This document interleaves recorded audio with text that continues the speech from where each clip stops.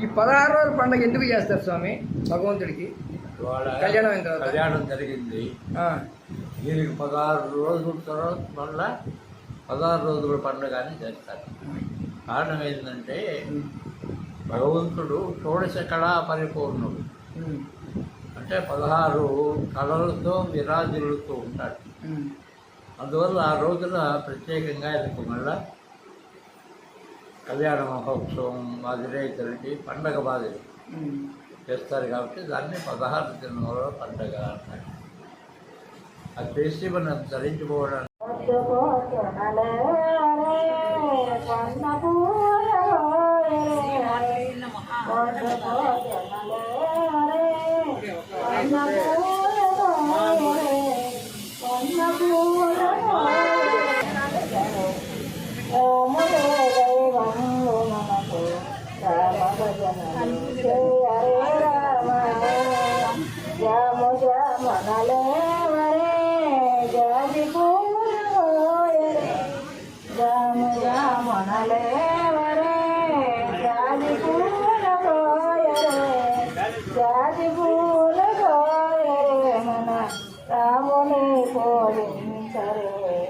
రాములే దైవం మనకు రామ భజన చేయరే రామ, రాములే దైవం మనకు రామ భజన చేయరే రామ.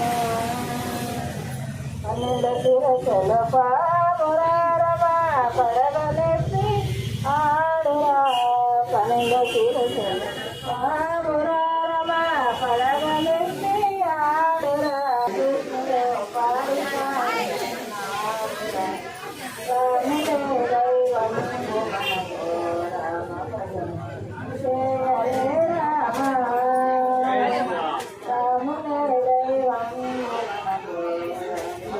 ఇది ఎంత హాయిగా ఉంది, ఎంత ఈజీ కూడా.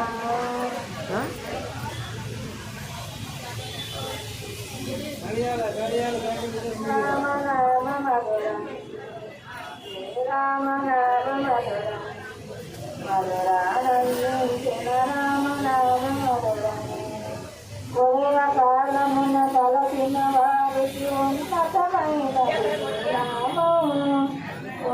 కాలమున తలసిన వారికి ఉన్నతమైన రామ రామ మధురం ఆనందించిన రామ రామ మధురం.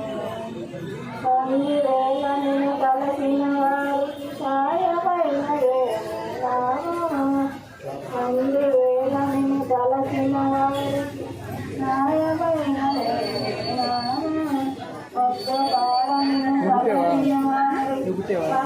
ఈజీగా బయట పోవాలా?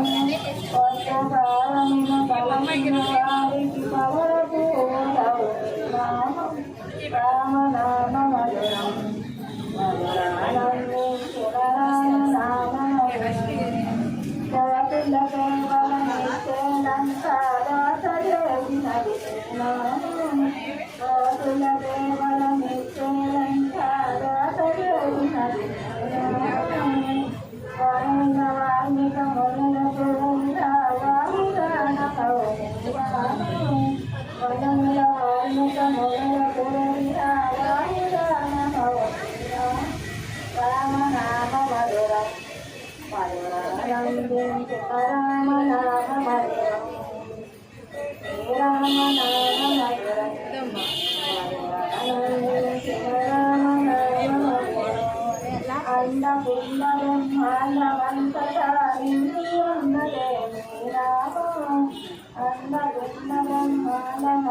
పద్మజీవా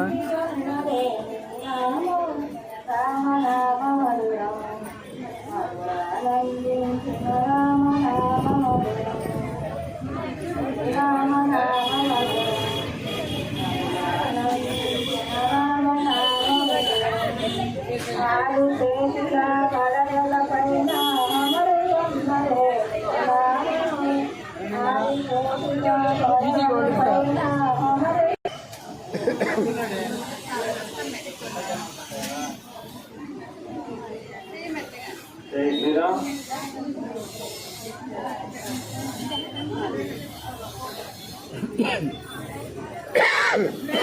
నీలలోహితములు బుట్టుట. ఈ కార్యక్రమంలో నీలలోహితం అంటే నల్ల పూసలు అంటారు.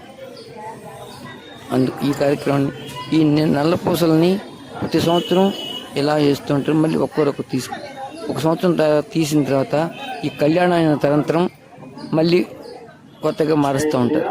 ఈ గుడిలో ప్రత్యేకత. మహాశిలరా,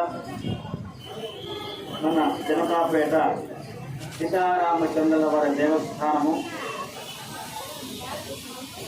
శ్రీరామనవమి ఉత్సవములు మీ అందరి సహాయ సహకారాలతో స్వామివారి యొక్క అనుగ్రహంతో చక్కగా జరుపుకున్నాము.